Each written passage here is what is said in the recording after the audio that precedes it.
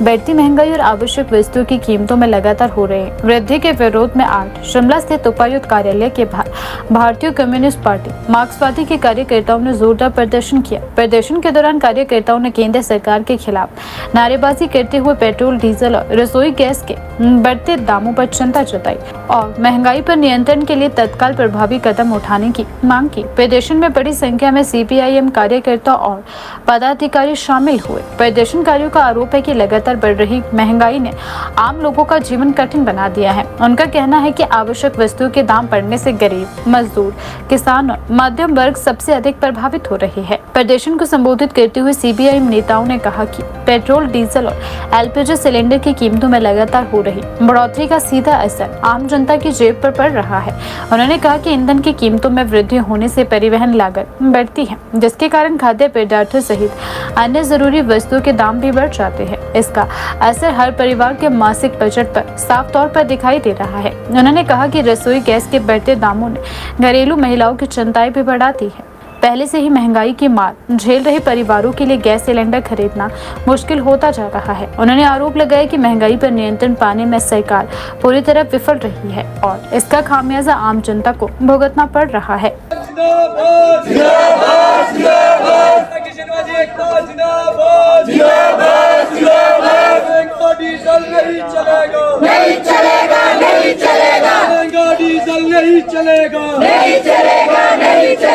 महंगा पेट्रोल नहीं चलेगा, नहीं चलेगा, नहीं चलेगा। महंगा पेट्रोल नहीं चलेगा, नहीं चलेगा, नहीं चलेगा। जनता का शोषण नहीं चलेगा, नहीं चलेगा, नहीं चलेगा। जनता का शोषण बंद करो, बंद करो, बंद करो। मोदी सरकार हो बर्बाद, हो बर्बाद, हो बर्बाद। केंद्र सरकार हो बर्बाद, हो बर्बाद, हो बर्बाद। आज CPIM की ओर से हमने ये प्रदर्शन किया। ये विषय ये है कि आप देख रहे हैं कि पिछले एक हफ्ते के अंदर ही लगभग 8 रुपये के करीब जो पेट्रोल और डीजल की कीमतों में बढ़ोतरी केंद्र सरकार ने की है। और अगर आप 3 महीने का पिछले का कारगुजारी देखेंगे केंद्र सरकार की, तो क्या हुआ। पहले जो घरेलू गैस है उसकी कीमतों में बढ़ोतरी की गई 60 रुपये, और अभी पिछले दिनों ही 1000 रुपये कमर्शियल सिलेंडर में बढ़ा दिया गया, और अभी एक हफ्ते के अंदर ही लगभग 8 रुपये बढ़ोतरी कर दी गई। इससे जो पहले से ही हमारे देश के अंदर भारी बेरोजगारी है, हमारे देश के अंदर बाहरी नौकरियां जा रही हैं, डी इंडस्ट्रियलाइजेशन है, हमारे देश के अंदर भुखमरी बहुत ज़्यादा है, हमारे देश के अंदर नौकरियों का अभाव है, महंगाई बहुत ज़्यादा है।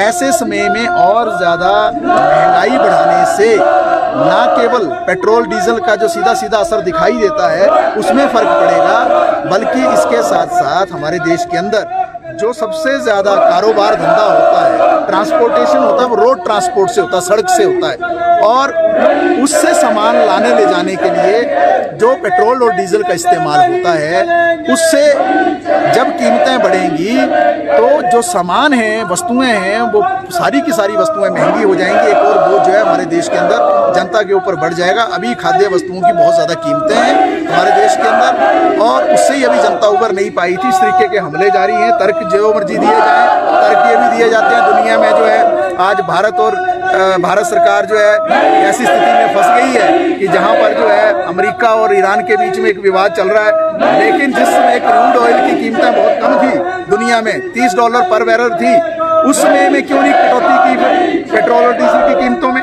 तब क्यों आपने भारी एक्साइज टैक्स भी लगाए, सेस भी लगाए, राज्य सरकारों ने उसमें वैट भी बढ़ा दिए? तो ये सारा जो घटनाक्रम है, अल्टीमेटली इससे जनता को नुकसान हो रहा है और जनता काफ़ी पीड़ा में है, और इससे जनता की ज़िंदगी और ज़्यादा आने वाले समय में खराब होने वाली है। हम केंद्र सरकार से ये मांग करते हैं कि जो नव उदारवादी नीतियाँ आप अपना रहे हैं, जिसके कारण जो बड़ी बड़ी चाहे सार्वजनिक कंपनियां हैं तेल की, चाहे जो प्राइवेट कंपनियां हैं, रिफाइनिंग करने वाली कंपनियां हैं, चाहे रिलायंस जैसी कंपनियां हैं, उसको जो हम मुनाफा पहुंचाना चाहते हैं जनता की कॉस्ट पर, उसको हम बर्दाश्त नहीं करेंगे। और आज भी जितनी कीमत है क्रूड ऑयल की पूरे दुनिया के अंदर, वो आज से जो 10 साल पहले कीमत थी उससे कम है, लेकिन कीमत कहाँ पहुँच गई आज हमारे देश के अंदर पेट्रोल डीजल की काफ़ी ज़्यादा बढ़ गई। इस पर रोक लगनी चाहिए। और दूसरा मुद्दा है, जिस तरीके से अभी आप सबको मालूम है कि केंद्र सरकार ने ईडी के जरिए जो केरल के भूतपूर्व मुख्यमंत्री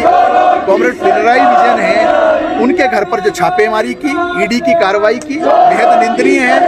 ये बेहद जो है एक राजनीतिक जो एक वेंडेटा है, राजनीतिक जो एक विरोधी जो हैं आपके, उनको आप दबाना चाहते हैं ईडी के जरिए, इसको किसी भी रूप में सहन नहीं किया जा सकता है। केरल कौन सा राज्य है? केरल नंबर 1 राज्य रहा हमारे देश का अभी भी, जिसको जो है जो वहाँ की वामपंथी सरकार थी, जिसका नेतृत्व कॉमरेड पिनराई विजयन ने 10 साल किया मुख्यमंत्री के रूप में। शिक्षा में नंबर 1, स्वास्थ्य में नंबर 1, रोजगार में नंबर 1, कोविड के समय में सबसे बेहतरीन कार्य के लिए जो है यूनाइटेड नेशंस तक ने, संयुक्त राष्ट्र तक ने जो सम्मानित किया।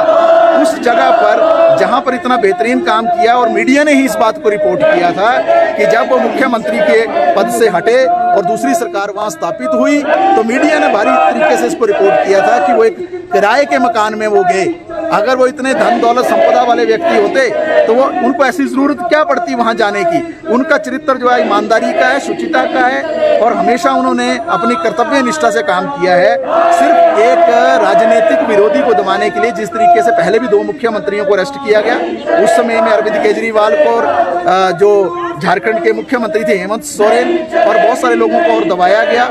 Prevention of money laundering act जो है PMLA, उसके जरिए, नेशनल सिक्योरिटी के जरिए एक्ट के जरिए, और इसके साथ साथ जो और दसियों तरह के जो कानून आज लादे जा रहे हैं, CBI का गलत दुरुपयोग किया जा रहा है, उसके जरिए जिस तरीके से राजनीतिक विरोधियों को दबाने की कोशिश कर रहे हैं, इसको हम कतई सहन नहीं करेंगे। और इसलिए हमने जो उनके समर्थन में भी एकजुटता में ये प्रदर्शन आज का किया है।